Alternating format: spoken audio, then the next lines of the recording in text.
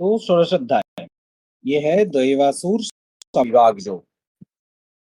श्री भगवान उवाच अवयं सत्त संशुद्धि ज्ञानार्जोगो व्यवस्थिति दानं दमश्च यज्ञश्च श्रद्धयन् तप आर्जवम् अहिंसा सत्यं क्रोधस्त्याग शान्ति पशूनिं दया भूतेषु लोलुप्तं मार्दवं हीनचापलम् तेज क्षमा धृति शौचम द्रोहो नातिमानिता भवन्ति सर्वपदं दैवी मभिजातस्य भारतः।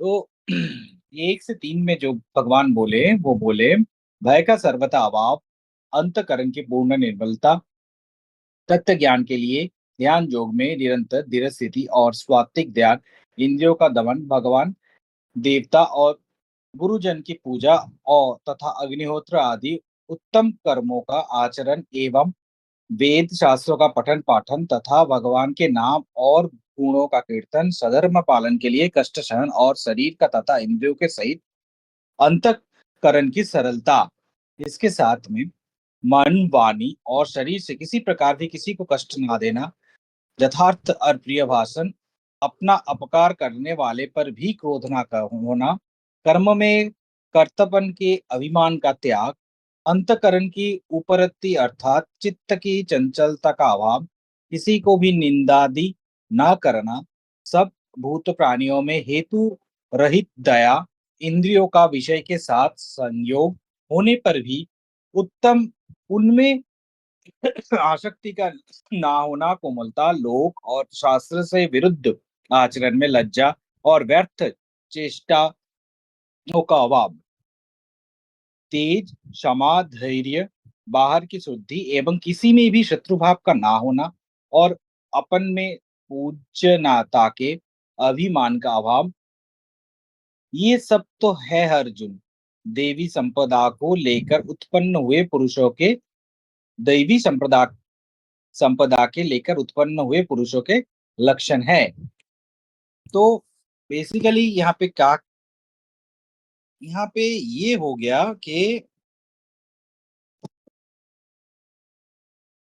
यहाँ पे कहाँ से पकड़े, यहाँ पे पकड़े यहाँ से कि इन लोगों ने शुरू किया हमारे पिछले अध्याय में, एत बुद्धा वृद्धिमान सत कृतकिश्च भारतः।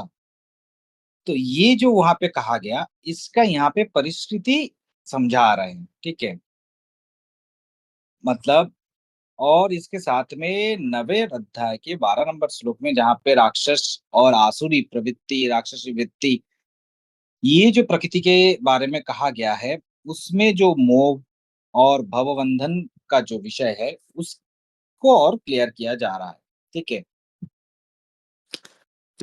और 12 नंबर के बाद में 13 नंबर श्लोक में जो जैव प्रकृति से मुक्ति, मतलब दैवी आसुरी प्रकृति के आकार किस तरीके से वो यहाँ पे कहा जा रहा है, ठीक है। तो शुरू कहाँ से कर रहे हैं, यहाँ पे शुरू कर रहे हैं क्या, अभयंग निर्भय। अभयंग, तो अभयंग किसको कहते हैं, निर्भय को। भय किसका है, मरने का। तो जीव जब साधन बल में जब वो उस जगह पे पहुंच गया जहां पे उनको पता है कि मैं पुरुषोत्तम हूं, तो तब उसको मृत्यु भय और रहा नहीं। जब अंतकरण में सम्यक परपंचादि के माया विकार के अनुत्थान के साथ में सिर्फ शुद्ध भाव का व्यवहार हो रहा है, तब जो अवस्था आता है वो है तत्त स्वयं स बुद्धि। ये कहाँ पे कहा गया है, ये 14 नंबर अध्याय में द्वितीय श्लोक में कहा गया है।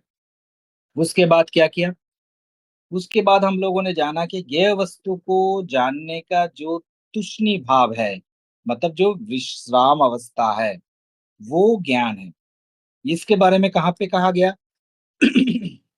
इसके बारे में पहला कहा गया 9वें अध्याय में पहला श्लोक में, फिर उन्होंने कहा 13वें अध्याय में 7 से 11 नंबर श्लोक में, फिर 14 अध्याय में 6 नंबर श्लोक में, ठीक है। उसके बाद उन्होंने योग में घुसा। पतंजल के चित्तवृत्ति निरोध के होने पर जो स्थिति आता है वो है योग।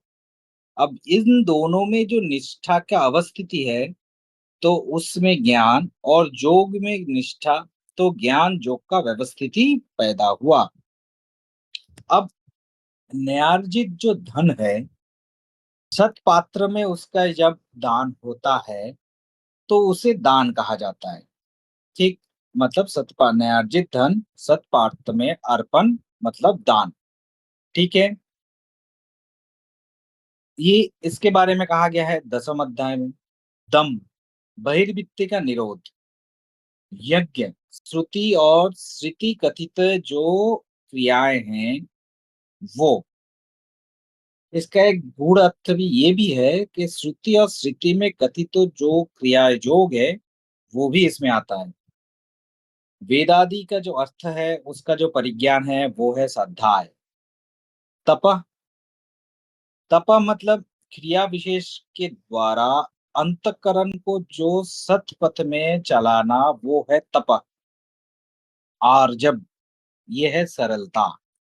अहिंसा, अहिंसा मतलब क्या है? जागरण में, स्वप्न में, सुषुप्ति में, अंतकरण में, प्राणी में पीड़ित व्यक्ति का व पीड़न करने का जो व्यक्ति है उस व्यक्ति का अभाव। डिटेल में कहाँ कहा गया है? 10वें अध्याय के 5वें श्लोक में।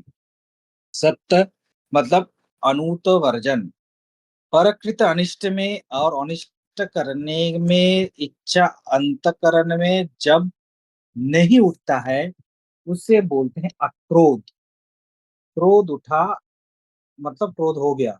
अब क्रोध में उठे वाले डिसीजन हमने एग्जीक्यूट किया नहीं किया उससे फर्क नहीं पड़ता।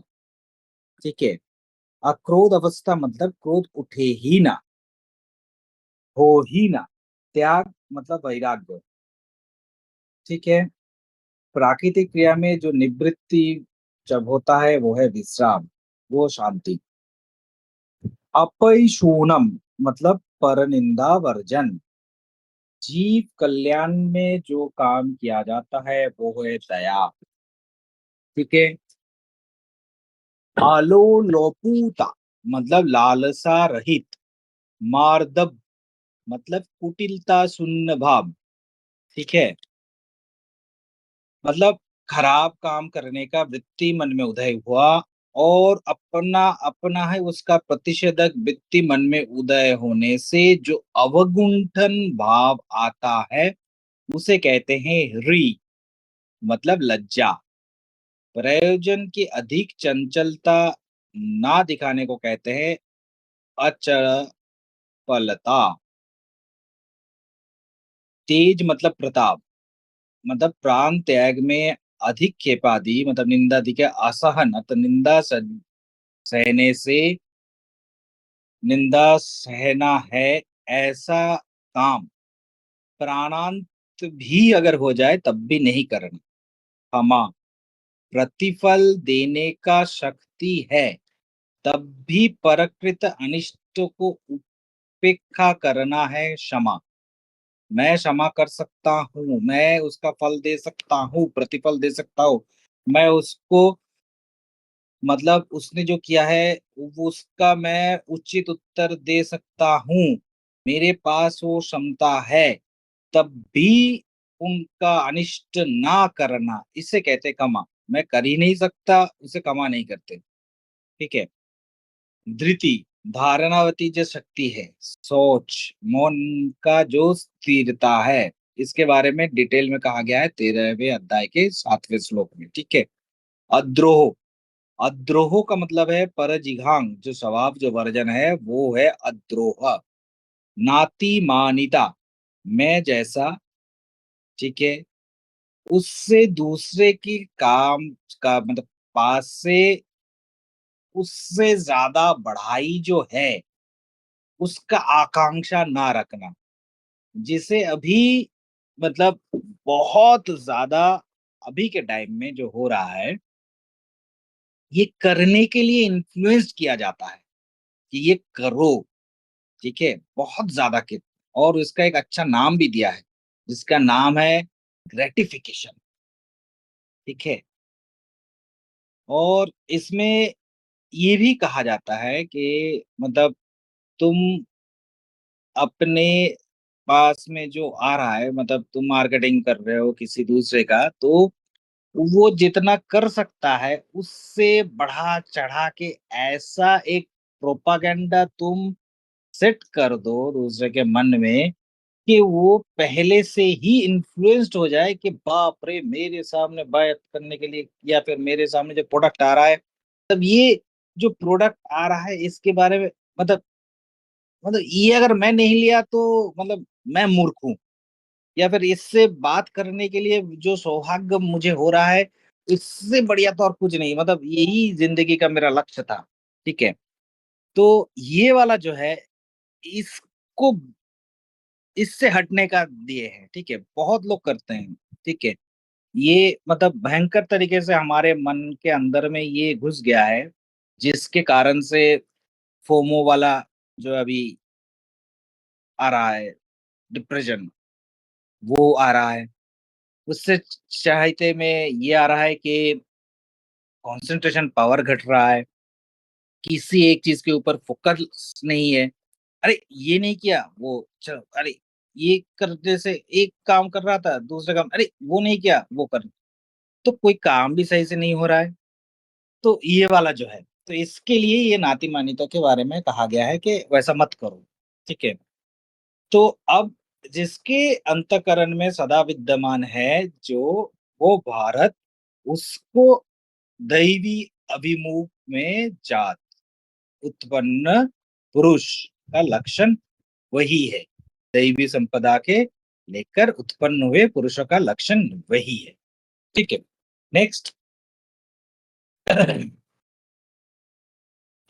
दम्भो दर्पः विमानश्च क्रोधो पारुष्यमेव च अज्ञानं चाभिजातस्य पार्थ सम्पदमासुरीम्।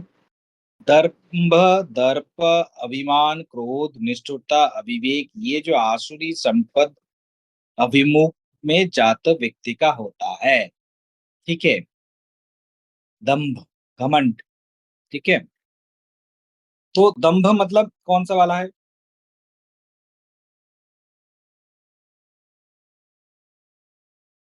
सम्मान के लालसा में धार्मिकता दिखाना, दूसरे को वंचना करना, उसके लिए कर्म कार्य का अनुष्ठान जो करते हैं उसे कहते हैं दंभ। दर्प मतलब अहंकार का जो भाव है वो दिखाना। अभिमान, धन, विद्या, कुल, आत्य आदि स्थल में, इसमें थोड़े से में ही दुख, शोक, अनादर, अपमान बोध का जो अधिक भाव दिखाते जो है, उसे कहते हैं अभिमान। ठीक है। मतलब वो जो एक जो आता है ना कि शादी में गुस्सेल फूफा जी, वो वाला सीन। ठीक है।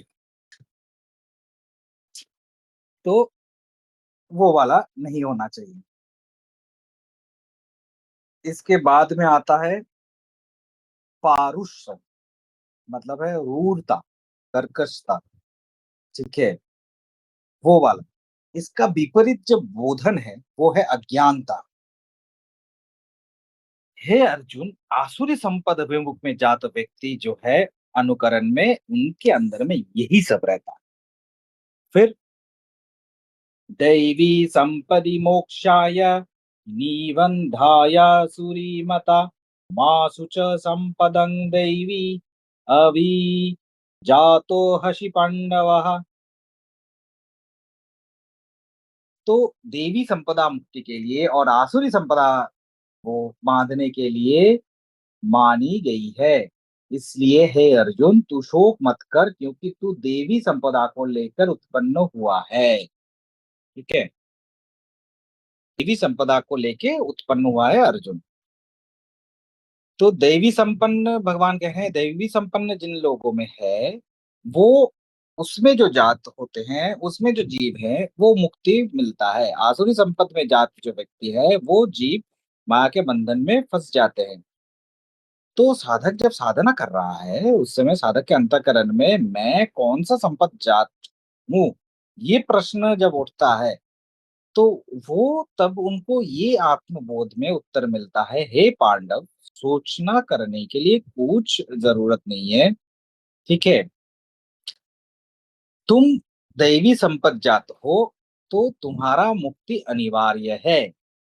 तो प्रथम अध्याय का जो विषाद शुरू हुआ था, वो दूर होना शुरू हुआ।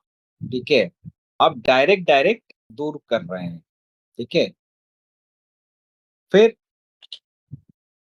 दो भूत सर्ग लोके हस्मीनु दैव आसुर एव च दैव विस्तरस्त प्रोक्त आसुरं पार्थ मैसिनु। ठीक है, तो हे अर्जुन, इस लोक में भूतों की सृष्टि यानी मनुष्य समुदाय दो ही प्रकार का है। एक तो वे दैवी संपदा वाले, दूसरे आसुरी प्रकृति वाले।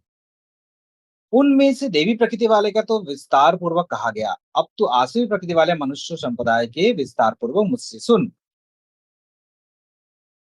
ठीक है, दो प्रकार के स्वर्ग स्वभाव।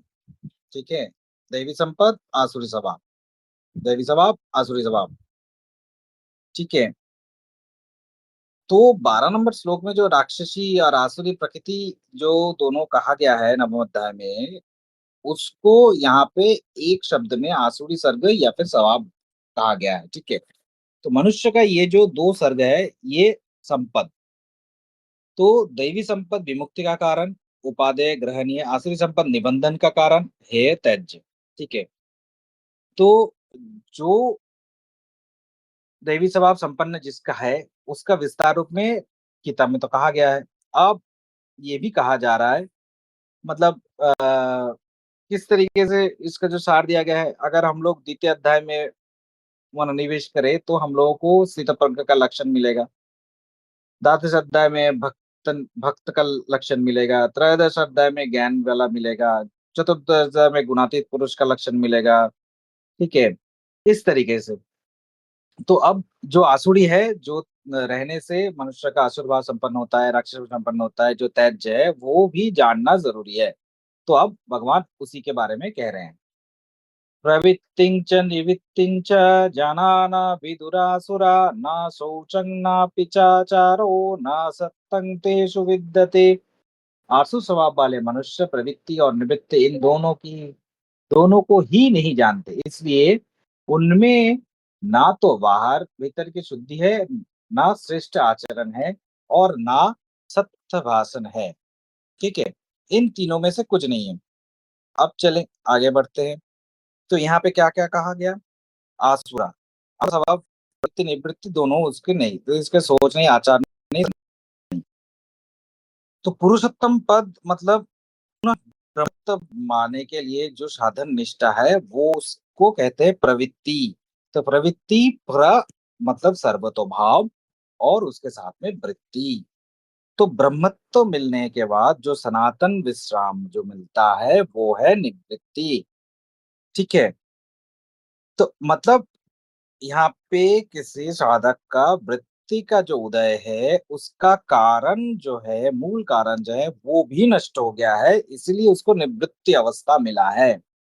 तो आसुरी संपज्जात जो व्यक्ति हैं, अंतःकरण में इन दोनों का ही अभाव है। प्रवृत्ति और निवृत्ति दोनों के बारे में ही वो लोग नहीं जानते। शौच के बारे में 13वें अध्याय में 8वें श्लोक में हम लोगों ने डिटेल में बात किया था। ठीक है, अब इसके बाद धीरे धीरे जब आगे बढ़ रहे हैं, क्या हुआ? आचार, स्नान, आचमन, इसका जो व्यवहार है, उपनीय जो गुरु शिष्य का जो शिक्षा है, शौचमत है। ठीक है, आचार अग्निम कार्यंच संध्यापसानमेव च सत्यमत परिहित। आसुरी अंतकरण में सोच, आचार, सत्य, ये तीनों का स्थान नहीं होता। असत्यं प्रतिष्ठन्ते जगदाहुरीनीश्वरम् अपरस्पर सम्भूतं कीमन्नं काम हेतुकम्।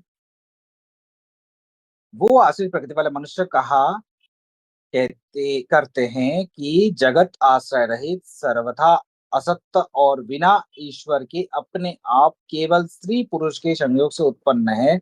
अतएव केवल काम ही उसका कारण है, उसके सिवा और क्या है। ठीक है। तो जगत में जगत असत्य, अप्रतिष्ठित, अनिश्वर, अपरस्पर संभूत, तो इसके दो कारण नहीं है या काम हेतु है। ठीक है।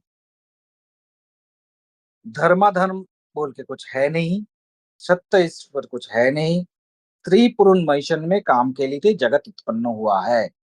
शरीर का जो जत्न है, भोग है, वही जगत का सार्थकता है। तो ऐसे ही होते हैं अगर आसुरी वृत्ति संपन्न होते हैं। ठीक है। एतां दृष्टिं वष्ट्यभ्यो नष्टात्मानो इल्पबुद्धयो प्रभन्वन्तोग्रकर्माणं कायाय जगत ईभिया।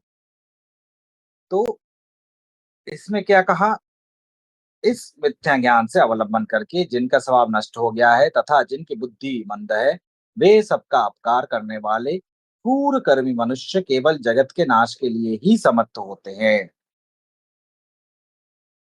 असुर स्वभाव नष्टघात मतलब सत्य प्रभाव वर्जित और रजोगुण में आबद्ध होता है, तमोगुण में आबद्ध होता है, तो उसके चित्त में आत्मा का जो अनंत अव्यय भाव ये प्रकाश नहीं होता, स्वभाव दृष्ट हो जाता है। तो अल्प बुद्धि होने से जो चीज है वो उसके भोग में जो लग रहा है वो सभी उसको अल्प लगेगा।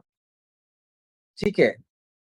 और ये देह अल्प है, तो देह के बीच में ही उसका जो धारणा है, वही धारणा में देह का जो सुख सेवा जो व्यापृत है, देहात्माभिमान जो है, पूर्ण मात्रा में वो रहने से वो अल्प बुद्धि के समान काम करना शुरू कर देता है। ठीक है। क्यों? क्योंकि काम ही इसका उत्पन्न कारण है, और दूसरा कोई कारण तो वो देख नहीं पा रहा है। ठीक है।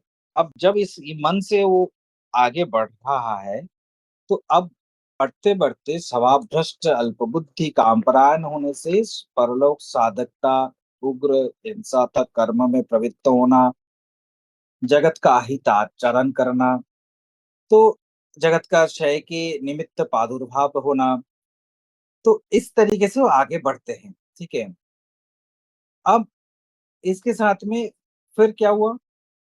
फिर ये हुआ, काममाश्रित दुष्पुरं दम्भमानमं दन्दिता मोहात् गृहीत्वा सद्ग्राहान् प्रवर्तेन्ते ईशुचिव्रता। वे दंभ, मान और मद से युक्त मनुष्य किसी प्रकार भी पूर्ण न होने वाले कामनाओं का आश्रय लेकर अज्ञान से मिथ्या सिद्धांत को ग्रहण करके और भ्रष्ट आचरण को धारण करके संसार में विचरित करते हैं। ठीक है। फिर चिंतां परिमेयाञ्च प्रलयान्तामुपाश्रिता कामोपभोगपरमा एतावदिति निश्चिता।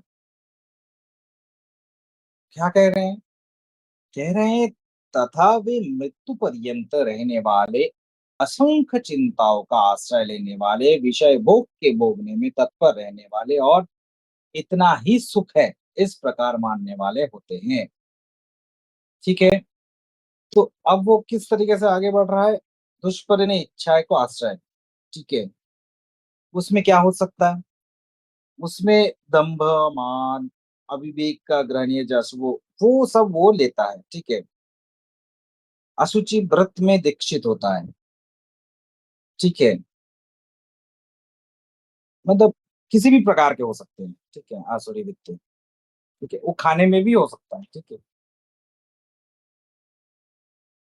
अब इसके साथ में आशा पाश सतैवर्धा काम क्रोधोपरायणा हन्ते काम भोगार्थ मन्ना येनार्थ संचयान। संचयान अर्थात संचयन राशि। ठीक है। तो मरण काल पर्यंत वो आशा के सैकड़ों फांसियों से बंधे हुए मनुष्य काम क्रोध के परायण होकर विषय भोग के लिए अन्यायपूर्वक धन आदि पदार्थों का संग्रह करने की चेष्टा करते हैं। तो मरण काल ही मेरा स्थायित्व है, उसके बाद कुछ नहीं है। तो अपरिमेय चिंता आश्रय करते हुए कामभोग परायण होते हुए कामभोग में परम पुरुषार्थ है, ऐसा कृत निश्चय करते हुए आबद्ध काम को परायण, ये सब जो आसुरिक लोग के साथ में वो संचय, अर्थ, धन, ये सब संचय करते हुए आगे बढ़ते हैं, और उसके लिए जो भी हथकंडे को समझाना है, जो भी हथकंडे उसको पकड़ना है, सब वो पकड़ लेता है। ईदमद्य मया लब्धमीदं प्राप्स्ये मनोरथम, ईदमस्तीदमपि मे भविष्यति पूर्णधनम। वो सोचा करते हैं कि मैंने आज ये प्राप्त कर लिया है और अब इस मनोरथ के प्राप्त कर लूंगा, मेरे पास इतना धन है और फिर भी ये हो जाएगा। ठीक है, इसके साथ में आगे बढ़ते हुए क्या कर रहे हैं, आगे बढ़ते हुए ये कह रहे हैं, असो मया हतो शत्रुः निष्वे चापराननपि, ईश्वरोह भवं भोगी सिद्धहं भगवान शुचि। वह शत्रु मेरे द्वारा मारा गया और उन दूसरे शत्रुओं के भी मैं मार डालूंगा। मैं ईश्वर हूँ, ऐश्वर्य का भोगने वाला हूँ, मैं सब सिद्धियों से युक्त हूँ और बलवान तथा सुखी हूँ। ठीक है, तो मन में इस तरीके से भाव आना शुरू हो जाता है। इसके साथ में क्या होता है और होता है, अड्ढेह विजनवानस्मि ओहन्ने हस्ति सदृशो मया याख्ये दस्यामि मोदिष्व इत्तज्ञान विमोहिता अनेक चित्त विभ्रांता मोह जाल समावृता प्रसक्ता काम भोगेषु पतन्ति नरकेषु च। तो ये क्या हुआ, ये लाभ हुआ, मनोरथ लाभ हुआ। तो अब दूसरा ये मुझे चाहिए, ये मिल गया, अब नेक्स्ट ये चाहिए, ये धन मुझे मिल गया तो अब इतना धन चाहिए, ये शत्रु को मैंने मार दिया तो अब ये दूसरा इस शत्रु को भी मारना है। मैं ही ईश्वर हूँ, मैं ही भोगी हूँ, मैं ही सिद्ध हूँ, मैं ही बलवान हूँ, मैं ही सुखी हूँ, मैं ही धनादि संपन्न हूँ, कुलीन हूँ, मेरा सदृश और कौन है। मैं ही याग करी, मैं ही दान करना, मैं ही आनंद, मुझे ही मिलना है। ठीक है, इस प्रकार से वो विमोहित होता है और आगे बढ़ता है। ठीक है, तो ये जो चित्त का निम्न स्तर में संसार नरक का जो भोग का खेला में वो फंस जाता है। ठीक है, ऐसा अगर सच मतलब सच में अगर सोचें कि अगर ऐसा ही सभी लोग सोचें, अब तो ये दुनिया कितना खराब होगा, मतलब ये सोच भी नहीं सकते हम लोग। ठीक है, अगर सभी ऐसा सोचना शुरू कर दे। ठीक है, जिस तरीके से मतलब किसी एक संप्रदाय धर्म के साथ में वो दूसरे के साथ में जो करते हैं, वही वाला अगर दूसरा उसके साथ करे तब उसको रोना आ जाता है। ठीक है, तो वो सोचता नहीं कि मैं जो करता हूँ दूसरे के साथ में ये भी कितना खराब है, उसको भी कितना खराब लग सकता है। ठीक है, फिर आत्मा संभावितस्तथा धन मानद धनिता जजन्ते नाम यज्ञस्ते दंभेना विधि पूर्वकम। फिर वो कह रहे हैं कि इस तरीके से मैं बड़ा धनी, मेरा कुटुंब वाला हूँ, इस तरीके से वो आगे धीरे धीरे बढ़ रहा है। श्रेष्ठ मानने वाले घमंडी पुरुष धन मान मत से युक्त होकर केवल नाम मात्र के यज्ञ द्वारा पाखंड से शास्त्र भेद सृजन करते हैं। वह मतलब क्या मतलब, मैं अपनी ही पूज्यता प्राप्त हूँ, अनम्र हूँ, धन के विद्यमान में हूँ, मदयुक्त हो रहा हूँ। तो अब मतलब दंभ के साथ में अब ये उसी के यज्ञ कर रहे हैं। ठीक है, अविधि पूर्वक ज्ञान के साथ में यजन कर रहे हैं। ठीक है, इसलिए यजन करना, यजमानी करना, ये नाम नहीं देता है, क्योंकि वो नहीं होता। ठीक है,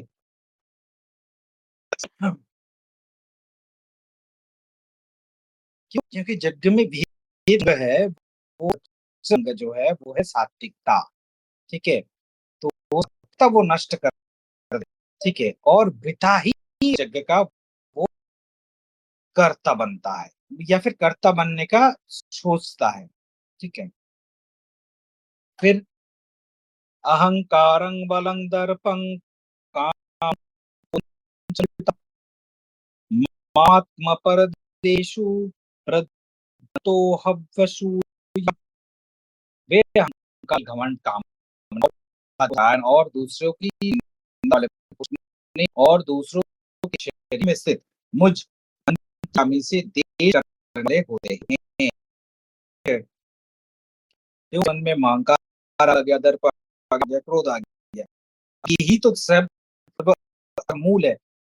ही सब उसका अगर मिल, ठीक है, तो वो सोचेगा कि जगत में जितने भी पुरुष है, जितनी भी स्त्री है, जितने जितने भी चीज है, वही मेरे भोग मेरे सुख के लिए उसका स्वा है। ठीक है, मैं ये नहीं पाते कि चिदंश है। वो जैसे जिस तरीके से मेरे देह में, उसी तरीके से देह में भी वो है।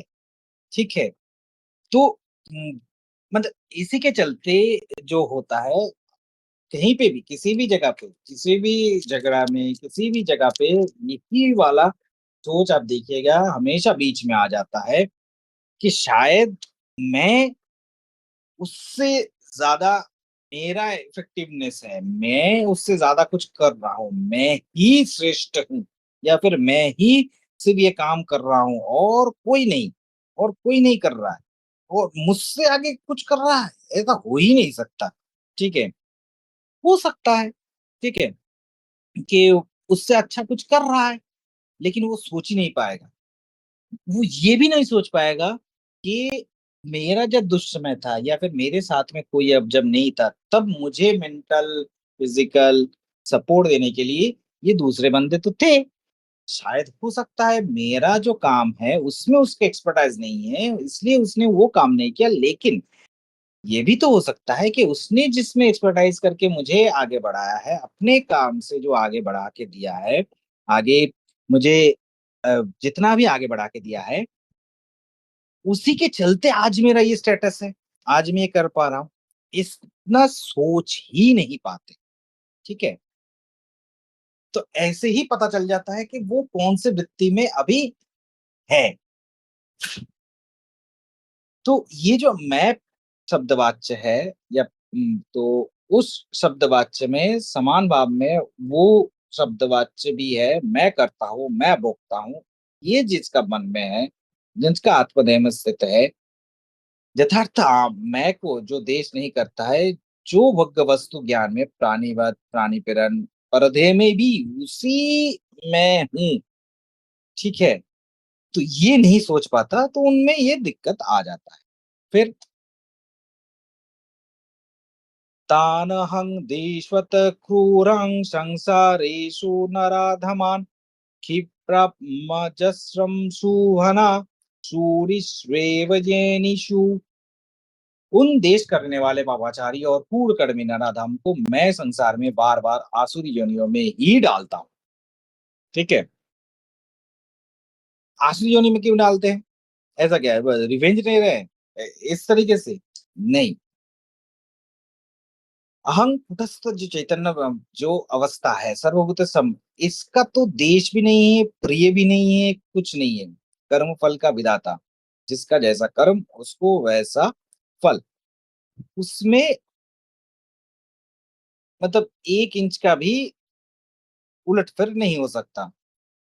जो हृदय सन्निविष्ट है, तो जिसमें से श्रुति ज्ञान इस सब का विलय होता है, जो सर्वनियंत ईश्वर रूपे स्वकीय स्वभाव में कर्म में निबद्ध जिसको तत्त कर्म में भ्रमण कराते हैं। ठीक है, जीव जो भी कर्म आरंभ करता है, उसी कर्म में उसका पूर्वकित जो कर्म फल अनुसार में शुभ अशुभ जो फल है, वो के लिए उसका जो बुद्धि वृत्ति है, उसको उसी प्रकार से चालना करते हैं। ठीक है, मन में तदनुरूप जो भाव को स्मरण करके देते हैं, ठीक है? तो अब उसी को स्मरण करते हुए जो आगे बढ़ रहे हैं, वैसा ही उसको भाव प्राप्त होते हुए उसको प्रकृति में, अधिकार में वही मिल रहा है, ठीक है? उस प्रकार से कर्मफल में विधान जो करते हैं, वही ईश्वर का काम है, ठीक है? अब असुर स्वभाव के जो लोग देहात्म विद्वान अवस्था में हैं, संपन्न अवस्था में हैं, आत्मदेशी क्रूरमति अशुभकारी है, तो उसके साथ में भगवान भी उसके साथ में वही वाला जो ठीक है, तुमको यही चाहिए तो यही वाला तुमको मिलेगा, ठीक है? संसार मार्ग में फिर से देह धारण करो, फिर आत्मदर्शी कुटुंबती अशुभकारी होने से ऐसे बार-बार अधोगति, अधोगति, अधोगति ऐसे करते हुए वो आगे बढ़ते हैं। क्यों? क्योंकि अब तुम्हारा जो आत्मा है, आत्मा इतने दिन से यही काम किए हैं, तो अब तुमको उसी प्रकार से उसी जगह पे तुमको तो आगे बढ़ते हुए लेके जाना है। हुँ, तुम नेगेटिव नॉर्थ पोल बन चुके हो, अब तुमको अट्रैक्ट कौन करेगा? साउथ पोल ही करेगा। दूसरा कोई ऑप्शन है ही नहीं। अब भगवान चाहे भी तो नहीं कर सकते, ठीक है? क्योंकि अब तुम दूसरी जगह पे तो जन्म ही नहीं ले सकते, ठीक है? तो अब दूसरी जगह पे ऑप्शन ही नहीं है तुम्हारा। हुँ, फिर अब क्या बोल रहे हैं? अब बोल रहे हैं आसुरीं योनिनामापन्ना मूढ़ा जन्मनि जन्मनि माम प्रापय कौन्तेय तत जानत धमं गतिम। हे अर्जुन, वे मूढ़ मुझको ना प्राप्त होकर ही जन्म जन्म से आसुरी योनि का प्राप्त होते हैं, फिर उससे भी अति नीच गति का प्राप्त होते हैं, अर्थात घोर नरक में पड़ते हैं। हम्म, क्यों? क्योंकि अब वो में से भी नीचे जा रहा है, अंतराल में तमोगुण में नीचे नीचे नीचे वो जा रहा है, उसे वो अमित्व भी अब नहीं मिलेगा।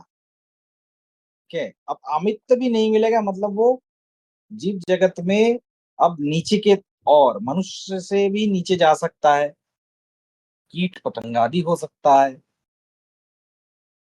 ऐसी जगह पे वो जाएगा। ठीक है? जहाँ पे मैं का, बुद्धि का, विनिश्चय का, डिसीजन लेने का जगह भी ना बचे।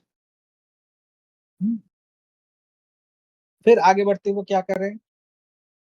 त्रिविधं नरकस्येषोदं दारं नाशनमात्मनः कामक्रोधस्तथा लोभस्तमा देतत्रयं त्यजते। काम, क्रोध तथा लोभ, ये 3 प्रकार के नरक के द्वार आत्मा का नाश करने वाला, अर्थात उसको अधोगति में ले जाने वाला है। अतएव इन तीनों का त्याग देना चाहिए। हुँ, नरक, न मतलब नास्ति, रंग मतलब प्रकाश, कं मतलब मस्तक, ठीक है? नरक मतलब नास्ति प्रकाश मस्तक, मतलब जिस अवस्था में मस्तक में आत्म ज्योति का प्रकाश नहीं रहता है, वो है नरक। मतलब अज्ञानता, विवेकहीनता, वही नरक है। इसका जो नरक है, इसका 3 द्वार है, काम, क्रोध, लोभ। क्योंकि इसमें से इसी का वशवर्ती होके किसी एक का या तीनों का वशवर्ती, एक के साथ में बाकी दोनों भी आ जाते हैं धीरे-धीरे, ठीक है? तो वो जो अवस्था होता है, काम बाधा जब प्राप्त होता है, तभी क्रोध का उत्पन्न होता है। ऑप्शन ही नहीं है, तुम क्रोध कर सकते हो, तुम्हारे पास में कोई कामना नहीं है। जब भी कामना बाधा प्राप्त होता है, तभी क्रोध का उत्गमन होता है। ये मुझे चाहिए, नहीं मिला, अब क्रोध। कामना हुआ तो क्रोध आएगा ही आएगा। क्रोध विदाउट कामना नहीं आ सकता, ठीक है? फिर क्रोध आया, अब 2 डिसीजन है क्रोध में, मुझे चाहिए किसी भी हाल में, लोभ बढ़ता गया। अब उसके साथ में ये 3 जो व्यक्ति ये आगे बढ़ते हुए नरक का अवस्था में आत्मा का नाश करते हुए जा रहा है, ठीक है? अब आत्मज्ञान दबा गया, ठीक है? अधोगति हो गया, तो ये तीन वृत्ति जो है मुमुक्षु को त्याग का विषय मान के चलना है। तो मुमुक्षु कौन हो सकता है? मुमुक्षु वही हो सकता है जिनमें ये तीन चीज नहीं है। इन तीन चीजों को पहले घटाना है, तब तुम में मुमुक्षु वृत्ति आएगा, तब तुम बाकी चीज कर सकते हो। ठीक है। एतै विमुक्त कौन्तेय तमोद्धार स्त्रीभिर्नव आचरत्यात्मना श्रेयस्ततो जाति परंगतिं। हे अर्जुन, इन तीनों नरक के द्वार से मुक्त पुरुष अपने कल्याण का आचरण करता है, इससे वह परम गति को जाता है, अर्थात मुझको प्राप्त हो जाता है। ठीक है। परांगोति, परागति इसको प्राप्त होता है। काम क्रोध लोभ तीन विशेष से जब निकलता है, प्राकृतिक तमो का द्वार अतिक्रम करता है, तब उसे क्या मिलता है? सुषुम्ना में प्रवेशाधिकार। तब उसे अविरोधी आत्म ज्योति का प्रकाश मिलता है। इस आत्मयोग के आचरण के लिए साधक निरश्रय जो परागति जो मिलता है, ब्रह्म में मिलके ब्रह्मत्व में लय हो जाता है, तब उसका आना जाना खत्म हो जाता है। ठीक है। यह शास्त्र विधि मुत्सृज वर्तते कामचारतः न स सिद्धं प्राप्नोति न सुखं न परंगतिम। ठीक है। यहाँ पे काम कारतः ये शब्द आया है, और किसी किसी एडिशन में काम कारत, ये पाठांतर भी दृष्ट होता है। ठीक है। तो सनहितार्थ में दोनों ही सही है। ठीक है। विसर्ग है विसर्ग नहीं है, दोनों ही सही है। ठीक है। यहाँ पे विसर्ग आपको मिलेगा जो गीता प्रेस वाले हैं। ठीक है, वहां पे है। गीता प्रेस वाले छोड़ के बहुत सारे जगह पे ये यहाँ पे विसर्ग नहीं है। ठीक है, तो उसमें कोई दिक्कत नहीं है। तो अब दोनों ही ठीक है, सन्निहित अर्थ में दोनों का ही मतलब सेम जगह पे होता है, ये सिर्फ पाठांतर है। तो अब शास्त्र विधि में परिज्ञात होने से, स्वेच्छाचारी होने से सिद्धि प्राप्त नहीं होता है, परागति भी प्राप्त नहीं होता। वेद विधि अर्थ में नियम, तो वेद विहित धर्म नियम को शास्त्र विधि में जो है उसको मान के चलना है। ठीक है। इसका इंटरनल क्या बोल रहे हैं अंदर में? ये कह रहे हैं कि मूलाधार आदि सहस्रार जो ये जो अवस्था है, मतलब भू, भुवा, स्व, महा, जन, तप, सत्त, तो ये जो सप्त वैध्यति स्थान है, तो ये ज्ञान के वेद में है। ठीक है। इसके बारे में डिटेल में हम लोगों ने द्वितीय अध्याय के 45वां जो श्लोक था उसमें किए थे। ठीक है। तो अब ये ज्ञान से जीव का आत्मोन्नति प्राप्त होता है, साधन हो रहा है। ठीक है। अब धीरे धीरे आगे बढ़ रहे हैं, साधक साधना कर रहा है उसी हिसाब से, सहयज्ञ कर रहा है, देवान अवस्था में जा रहा है। तो जीव में सहज जो यज्ञ है, उसी में सहज यज्ञ क्या है? प्राणायाम। ठीक है। शास्त्र विधि यहाँ पे जो शब्द आया है, ठीक है, तो दो चीज यहाँ पे गहराई में उतरने वाली चीज है। ठीक है। एक है योग रहस्य, और एक है नॉर्मल वाला जो व्याख्या। ठीक है। जो यहाँ पे नॉर्मल वाला व्याख्या है उसमें यही कह रहे हैं कि जो पुरुष शास्त्र विधि को त्याग कर अपनी इच्छा से मनमाना आचरण करता है, वो ना सिद्धि को प्राप्त होता है, ना परम गति को, और ना सुख को ही। ठीक है। इसमें ये कह सकते हैं कि वेद आदि का अध्ययन कर रहे हैं, ये कर रहे हैं, वेद में जो लिखा हुआ है वही धर्म है, उसी का जो नियम है वही शास्त्र विधि है, इस तरीके से वो आगे बढ़ सकता है। एक तो ये वाला है। दूसरा ये भी है, शास्त्र मतलब क्या है? शास्त्र शब्द का एक दूसरा भी अर्थ हम लोग बना सकते हैं। क्या? शस्त्र है जिससे हम कुछ कर रहे हैं, शास्त्र मतलब जिससे हम शासन कर रहे हैं। ठीक है। शस्त्र मतलब जो है वेपन्स। ठीक है। शास्त्र मतलब जिससे शासन कर रहे हैं, वो भी शास्त्र है। अब ये जो शरीर है हमारा, इसका शासनकर्ता कौन है? अगर हम धीरे से देखें तो इसका शासनकर्ता जो है वो है वायु। ठीक है? अच्छे से अगर देखें तो इसका जो शासनकर्ता है वो है वायु। ठीक है? क्योंकि वायु अगर ना चले, प्रशासन से ना चले, तो हम जिंदा नहीं रहे। ठीक? तो वायु के द्वारा ही शरीर का क्रिया चल रहा है। ठीक है? वायु अगर यहाँ से वहां चला गया तो शरीर नहीं रहेगा। तो शरीर का शास्त्र क्या है? वायु। वायु प्राण रूप में जीवन का मतलब जीव का जीवन का रक्षा कर रहे हैं।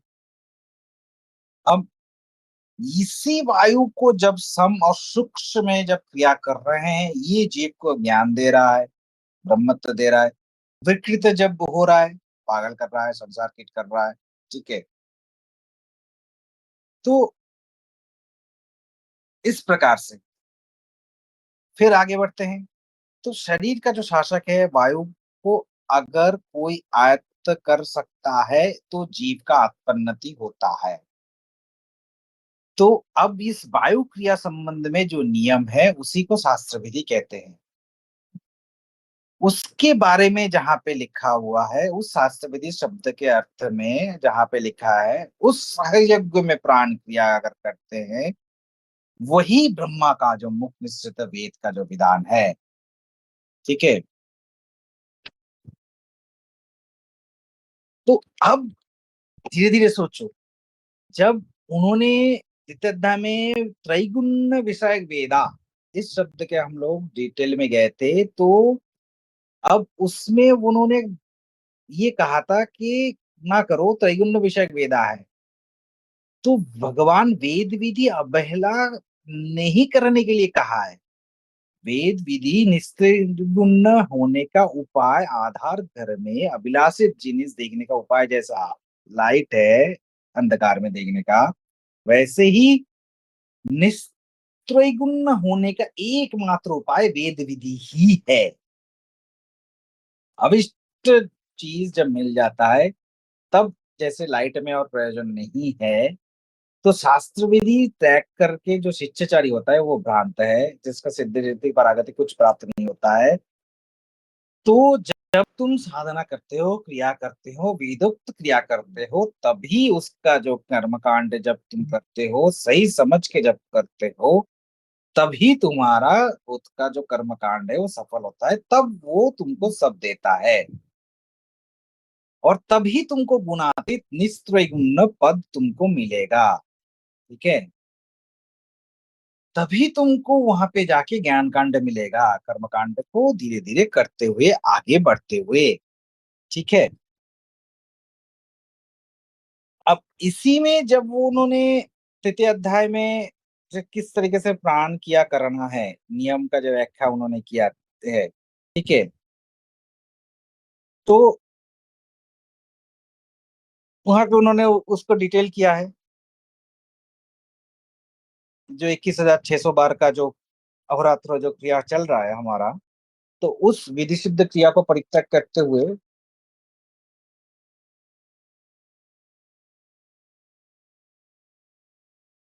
कामाकरा जो वृत्ति है, शिष्टाचारी प्रशासन शिष्टा तो व्यवहार नहीं करते हुए आगे बढ़ते हुए, जब कर हम लोग काम करते हैं, तब हम लोग को वो अवस्था प्राप्त होता है। ठीक है? तो ये है प्राणायाम वाला जो रहस्य है, करना क्या है। ठीक है? मतलब इसके पीछे का ज्ञान क्या है, क्यों प्राणायाम वाला करना है। ठीक है? फिर भगवान क्या कह रहे हैं? तमसा छात्रं प्रमाणन्ते कार्य कार्य व्यवस्थितो ज्ञाता शास्त्र विधानोक्तं कर्म कर्तुमिहार्षसि। इससे तेरे लिए इस कर्तव्य और अकर्तव्य की व्यवस्था में शास्त्र ही प्रमाण है। ऐसा जानकर तू शास्त्र विधि से नियत कर्म ही करने योग्य है। तो इसमें आगे बढ़ते हुए क्या कहा? आगे बढ़ते हुए उन्होंने शास्त्र शब्द का यहाँ पे और विस्तार से कहा। ठीक है? कि कार्य कार्य निरूपण में शास्त्र ही प्रमाण है। ठीक है? तो और थोड़ा सा आगे बढ़ते हुए लास्ट वाला ही श्लोक है, तो इसको थोड़ा सा और डिटेल डिटेल में इसको देखते हैं, ठीक है। तो वायु शरीर को शासन में रखा है। अब पंच प्राण रूप में शारीरिक समस्त क्रिया वो चला रहा है, तो शरीर में वायु ही शास्त्र है। क्यों? क्योंकि इसके बारे में और भी पहले कहा गया है, हाँ कहा गया है। नवम अध्याय में षष्ठ श्लोक में उन्होंने कहा है, वायु सर्वत्र गो महान, वायु ही महान, ठीक है।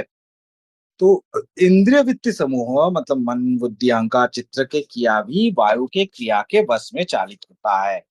तो शरीर में वायु का शरणापन्न अगर होता है, सहचर होता है, वायु के वश में क्रिया करने से, भक्ति विनम्र हृदय में वायु के सम और सूक्ष्म करने से, उसका आयत्ताधीन करने से, सर्वशास्त्रवेत्ता सर्वज्ञ होने का, विभूति भूषण होने का, ब्रह्मज्ञ होने का जो पद है वो लाभ किया जा सकता है, ठीक है।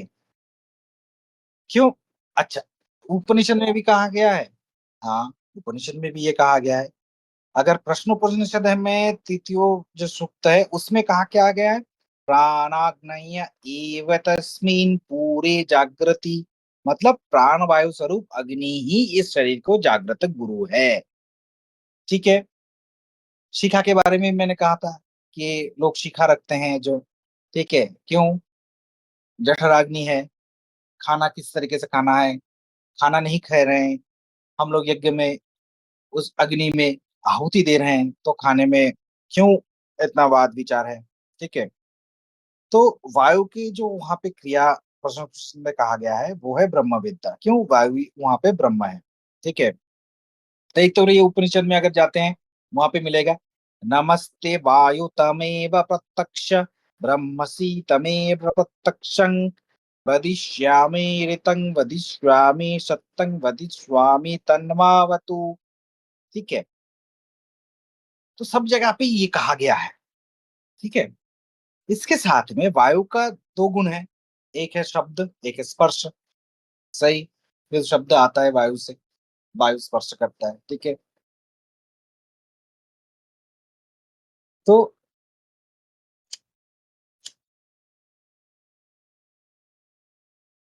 वायु शुक्र नाड़ी से जब चालित है, सप्ततच्चा से जब शीतल बोध होता है, अवक्त स्पर्श शुभ में आनंद का होता है, विभिन्न प्रकार के शब्द का उत्थान होता है, ठीक है।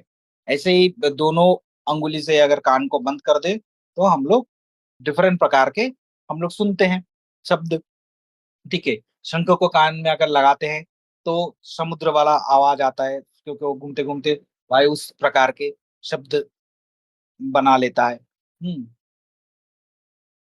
कभी कभार हम लोग देखते हैं कि एक कान बजना शुरू हो गया, टी करके एक आवाज शुरू हो जाता है कान में, ठीक है। ये सभी वायु का डिफरेंट प्रकार में, डिफरेंट शरीर की अवस्था में वायु का विभिन्न प्रकार से वो अपना काम दिखाता है, ठीक है। तो इसके बारे में जब डिटेल में कहा गया है बहुत ज्यादा, वाक्य लहरी बोल के किताब है उसमें, ठीक है।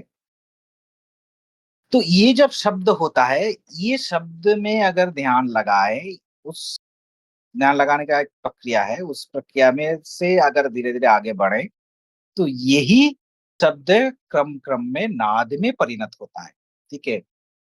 और उसी नाद से विविध प्रकार के वाक्य लहरी भी प्रवाहित होता है, इसीलिए उस किताब का नाम वाक्य लहरी है, ठीक है। उस वाक्य लहरी में चित्त अगर संयम करते हैं तो तब ये शुरू होता है, ये जो श्रुति स्मृति ये सब जो ज्ञान विषय में जो है वो वहां पे तब सुनने को शुरू हो जाता है। और इसी के साथ में जब होता है और सूक्ष्म होने से यही चीज देखना शुरू हो जाता है, तभी भी इस धातु दर्शन में ऋषि शब्द सिद्ध होता है। जो देखना शुरू करते हैं वो ऋषि पदवाच्य हो जाते हैं, क्यों? शब्द का एक परा, पश्यन्ति, मध्यमा, वैखरी, ये जो हम बोल रहे हैं, ये जो आप लोग सुन पा रहे हैं, ये वैखरी अवस्था है, ठीक है। इसके पहले एक मध्यमा है, पश्यन्ति, पश्यन्ति मतलब देखना, ठीक है, एक देखने वाला भी है। कौन सा वाला? अगर हम लोग ये वाला देखते हैं कि लाइटिंग हो रहा है, ठीक है, लाइटनिंग जब हो रहा है तब पहले हम लोग लाइटनिंग देखते हैं, मतलब बसंती वाला अवस्था। उसके बाद शब्द भी बाद में आता है, वैखरी वाला अवस्था। बीच में जब ट्रेवल कर रहा है, मध्यमा वाला अवस्था। ठीक है, तो अब इसके साथ में ये इसी तरीके से दयावान जो आर्य ऋषिगण जो थे, ज्ञान शास्त्र विभिन्न विभिन्न ग्रंथकार में इस तरीके से वो लिपिबद्ध करके हुए आगे बढ़े थे। ठीक है, मतलब ये सुनना ही नहीं, ठीक है। और उसके साथ में सर्वज्ञ वायु साधक भी सर्वज्ञ सर्वदर्शी भी हो जाता है। ठीक है, क्यों? अब वो ज्ञान को भी साधन कर सकता है। अब शास्त्र का परिचय में वायु रूपी शास्त्र कार्य जो व्यवस्था है, इसके अर्थात में प्रमाण मिलता है। प्रमाण मतलब निश्चय हेतु। ठीक है, निश्चय का जो हेतु है वो प्रमाण। तो भगवान आचार्य श्री शंकराचार्य क्या बोलते हैं? वो भी बोलते हैं प्रमाण अर्थात ज्ञान और साधन। किसी विषय में कर्तव्य क्या है, अकर्तव्य क्या है, उसके बारे में निश्चय करते हुए शास्त्र ही उसका निश्चय का हेतु है। क्यों? शास्त्र अर्थात शरीर का जो शासक वायु जो बुद्धि के तक संयत होकर बुद्धि का सचेष्ट करते हुए विकसित हो रहा है, तो वही विकसित करते हुए कर्तव्य और अकर्तव्य का निरूपण करके देता है। ठीक है, तो साधन मार्ग में जो अग्रसर होता है, वायु का ये आश्चर्य किया जब देखता है, अंतःकरण में जागृत अवस्था में जो भाव और सूक्ष्म पद में जब वो आ जाता है, वायु का जब क्रिया शुरू हो जाता है, तब उसमें स्थिर भाव वो नहीं रहता। ठीक है, तो वायु का इस तरीके से, ठीक है, ये मतलब साधना करने से जब वायु का जब सम हो जाता है, तब वो देखना शुरू हो जाता है। बहुत अगर हम लोग उच्च टेलीस्कोप से अब देखना शुरू करेंगे, तो उसमें कभी-कभार खुद को भी, मतलब जो देख रहा है, अगर 2D वाला कोई कुछ देख रहा है, तो वो खुद को भी देखेगा। ठीक है? उस तरीके से आता आता है। ठीक है? अब वाणी इस तरीके से जो जानने का प्रबल इच्छा है, वायु उस इच्छा के साथ में की के चैतन्यमय हो गया, स्थिर अवस्था में है। अब उसके साथ में जो जानने का विषय है, वो उसको समझ में चला आता है। ठीक है?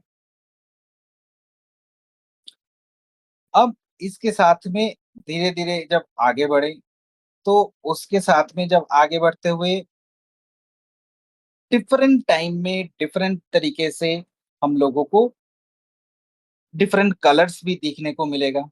ठीक है?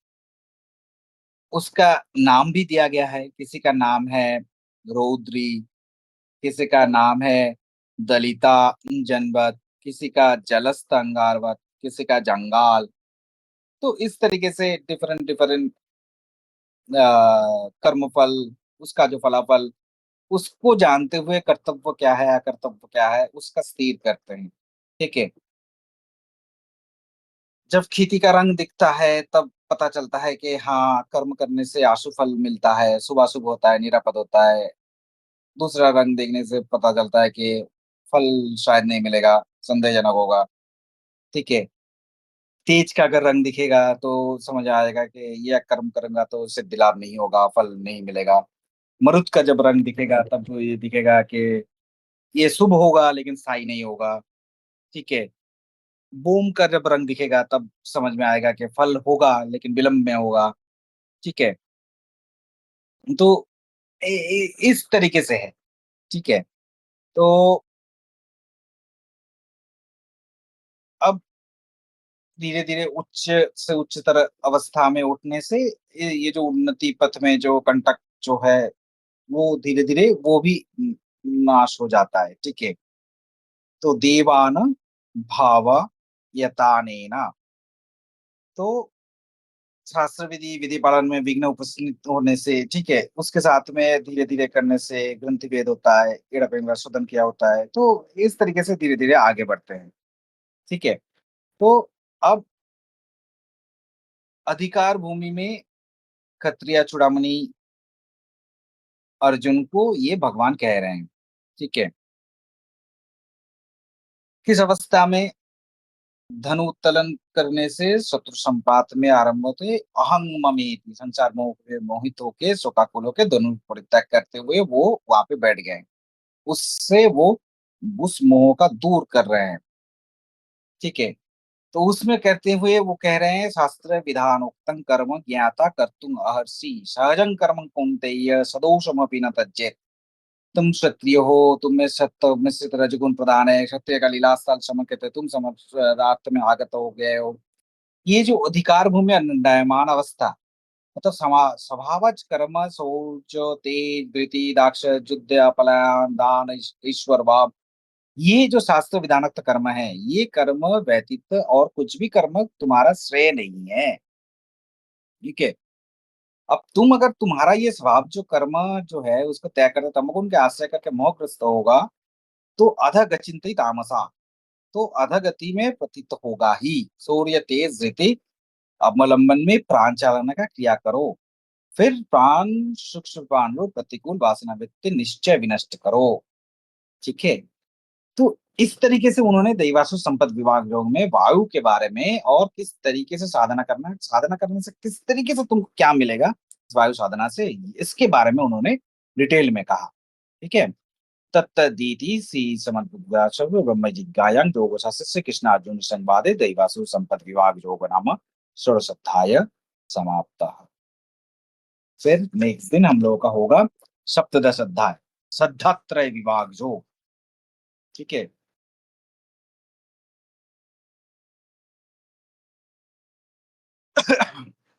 क्योंकि अब उसके मन में